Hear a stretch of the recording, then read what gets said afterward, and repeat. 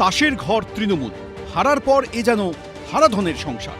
সংসদের সংসারে ভাঙন শুরু হয়েছিল সপ্তাহের শুরুতেই, আর সপ্তাহের শেষে মমতা বন্দ্যোপাধ্যায়ের সঙ্গ ত্যাগ করলেন দীর্ঘদিনের সঙ্গী সুদীপ বন্দ্যোপাধ্যায়ও, নাম লেখালেন বিদ্রোহী সাংসদদের ব্লকে। এরপরই প্রশ্ন উঠতে শুরু করেছে, সুদীপ জায়ায় নয়না বন্দ্যোপাধ্যায়ের বিধানসভায় বিদ্রোহী ব্লকে নাম লেখানো কি স্রেফ সময়ের অপেক্ষা? জল্পনা বাড়িয়েছেন খোদ তৃণমূল বিধায়ক কুণাল ঘোষ। সুদীপ বন্দ্যোপাধ্যায় যাওয়া মানে তো buy one get one free. বিজেপির মার্কেটিংয়ে তো বিরাট সাকসেস। মানে শুধু সুদীপ বন্দ্যোপাধ্যায় একটা পরচুলোওয়ালা অদ্ভুত টাইপের লোক পাওয়া গেল তাই নয়, তার সঙ্গে একটা ভ্রাম্যমান বিউটি পার্লার পাওয়া যাবে। হ্যাঁ, ফলে buy one get one free. আমরাই তো তৃণমূল। বিধানসভায় 64 জন বিধায়ক, 80 জনের মধ্যে তৃণমূল।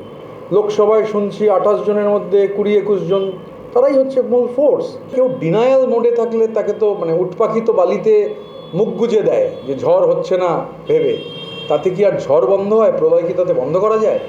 20শে মে বিধানসভার বাইরে আম্বেদকরের মূর্তির নিচে অবস্থানে বসেন তৃণমূল বিধায়করা। তখনও তৃণমূলের পরিষদীয় দলে ভাঙন ধরেনি। উপর থেকে নিচে একেবারে এক সারিতে দেখা গিয়েছিল ফিরহাদ হাকিম, নয়না বন্দ্যোপাধ্যায় ও কুণাল ঘোষকে। এরপর 2রা জুন মমতা বন্দ্যোপাধ্যায়ের ডাকে ওয়াই চ্যানেলে মাত্র যে 8 জন বিধায়ক উপস্থিত ছিলেন, তাদের মধ্যে ছিলেন নয়না বন্দ্যোপাধ্যায়, ফিরহাদ হাকিম, কুণাল ঘোষ। পরদিনই নবান্নে প্রশাসনিক বৈঠকে দেখা যায় 3 জনকেই। এর মধ্যে ফিরহাদ হাকিম চলতি সপ্তাহের শুরুতেই বিধানসভায় ঋতব্রত বন্দ্যোপাধ্যায়ের সঙ্গে বৈঠক করেছেন। এবার কি মমতা বন্দ্যোপাধ্যায় সঙ্গ ছাড়তে চলেছেন নয়না বন্দ্যোপাধ্যায়ও? সুদীপ বন্দ্যোপাধ্যায় যদি গিয়ে মিটিং করে আসেন এবং সেক্ষেত্রে সুদীপ বন্দ্যোপাধ্যায়ও যদি অন্য দলে চলে যান বা দল ছেড়ে দেন, সেক্ষেত্রে নয়না বন্দ্যোপাধ্যায়ও হয়তো বিধানসভায় তিনিও দল পরিবর্তন বা দল ভেঙে বেরিয়ে যাওয়া এই বিষয়টি করবেন। এবং সেক্ষেত্রে যেটা দাঁড়াবে, বিধানসভায় তাদের আসন সংখ্যা যেটা ঋতব্রতবাবু 64 বলেছিলেন, সেই দিকে কিন্তু বিষয়টা একেবারেই যাচ্ছে, লোকসভাতেও তাই। এদিকে দলের ভাঙনকে আরও তীব্র করে দল ছাড়লেন মানস ভূঁইয়া।